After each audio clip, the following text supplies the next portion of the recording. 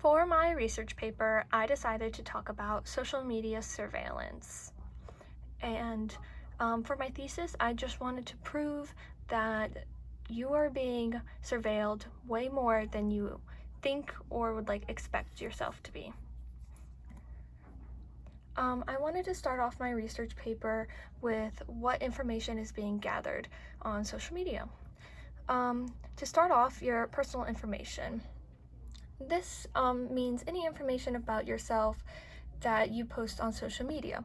That could be your name, birth date, where you live, and basically any information you make while making your profile. The next thing I want to talk about is activity.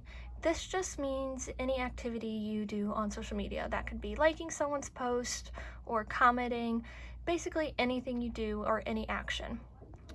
The next thing I want to talk about is any links that you've clicked on. This could be links inside the social media, meaning like if you were on Facebook and you clicked on a link and it brought you to another tab, that is being surveilled. It's being surveilled on who clicked the link, what the link was about, and any stuff like that. Also, any tabs that you have open or opened after you open the social media will be surveilled as well. So anytime social media is open, either on your phone or computer, even if you're not actively using it, it can still surveil anything else you do. The next thing is private and sensitive information. This is more of your personal information, just information that you didn't think was access to the public. And most of the time it's not. For example, your email that you use to set up your social media account.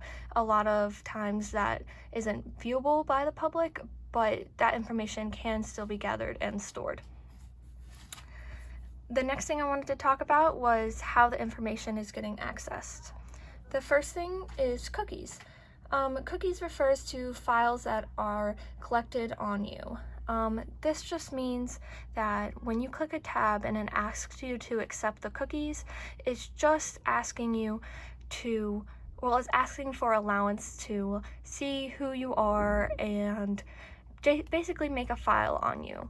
The next thing is location tracing. This is very popular with the social media platform Snapchat.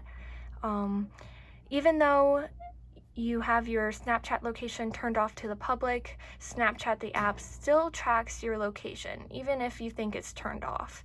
The next thing I wanted to talk about was IPSs, and that just means Internet Protocol. This just kind of talks about or gathers information about what device you're using. That could be your computer or your iPhone. A big one to talk about is a digital footprint. Now, these aren't footprints that are erasable. They're like footprints in the sidewalk or in wet cement. They're there forever. Anytime you do anything online, it leaves a digital footprint. And in these footprints is your personal information. The next way your data can get collected is through RFIDs.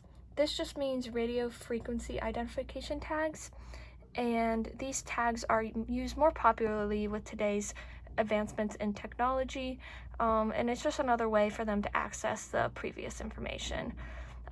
Sometimes social media platforms use third-party companies, and that could be anything from drop shipping to other smaller websites, and they basically pay the social media platform to gather information on you. The next thing I want to talk about is what the information is used for. A lot of times it's used for advertisement. That's why it kind of feels like your social media is stalking you.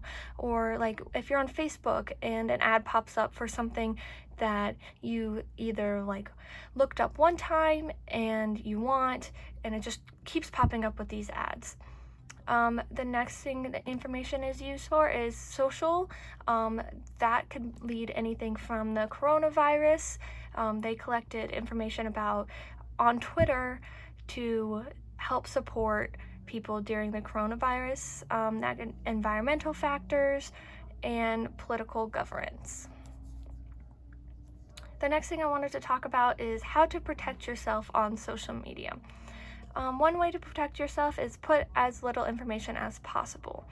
If you want to create an Instagram account or a Facebook account, but you don't want all of your personal information out there, you can always use an additional email or a nickname or something other than your own personal information. A lot of times those things are optional and you don't always have to fill them out. The next thing is to close all social media tabs before going on to another. Because as I said previously, if you have the social media app open, even if you're not actively using it, it can still track what sites you're going on and what you're doing on those sites. And the next thing you can do is do not share your location with an app. They don't make this visible on the app. You'll actually have to go into your settings on your phone to turn off the location, and that's why people are kind of unaware of how many apps actually track your location.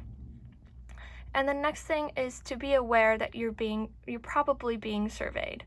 The more awareness you have, the more likely you are to protect yourself and be cautious of what you post online. And that's it. I hope you enjoyed.